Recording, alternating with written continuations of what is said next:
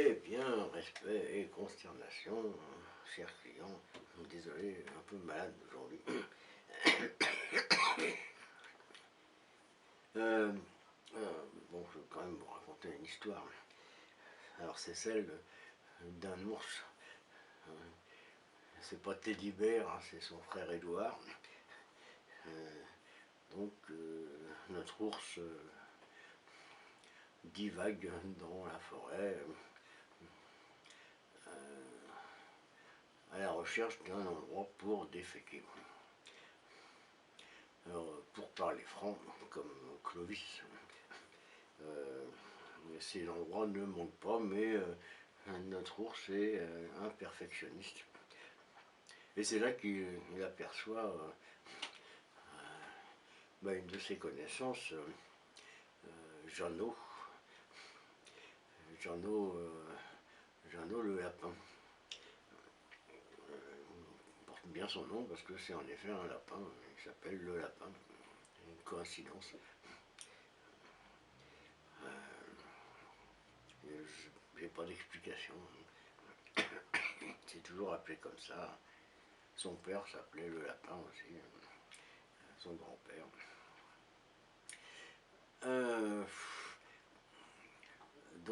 L'ours s'approche de Jeannot, il dit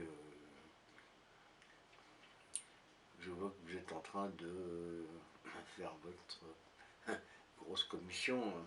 Je peux me joindre à vous. Il se trouve que moi, j'ai cherché un endroit pour. Enfin, on se comprend. Puis j'aime pas faire n'importe où. Bon, si. Je vous dis que si vous avez choisi cet endroit, c'est qu'il doit y avoir une raison. Je peux vous tenir compagnie. L'ours, enfin le lapin dit non, de toute façon, j'ai pas trop le choix. J'ai pas envie de me faire manger non plus. Hein.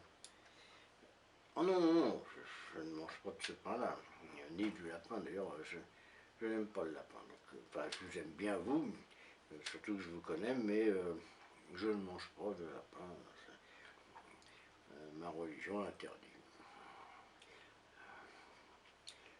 Ah bon,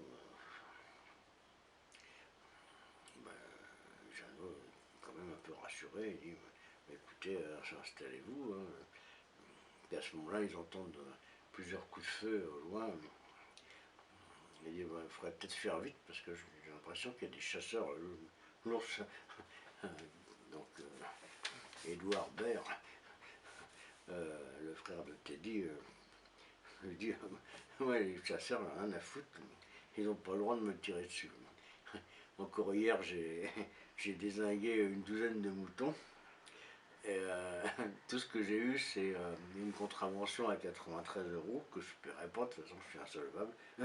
Et alors, ils n'ont pas le droit de me tirer dessus, ils vont en prison s'ils me tirent dessus. Ah bon, dit Jeannot le lapin, vous avez bien de la chance, hein, parce que nous, nous, ils nous tirent comme au bal trappe, hein, c'est terrifiant. Enfin bon, il paraît que dans le temps, c'est mon arrière-grand-père qui m'a raconté ça. Dans le temps, les chasseurs ils ne tiraient pas dessus parce qu'ils s'entretuaient entre eux. Ils appelaient ça la guerre. Bien la guerre.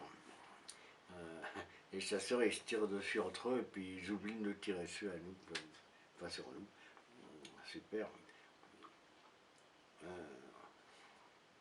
L'ours dit bah oui, je sais ce que c'est la guerre. Hein, en effet c'est bien.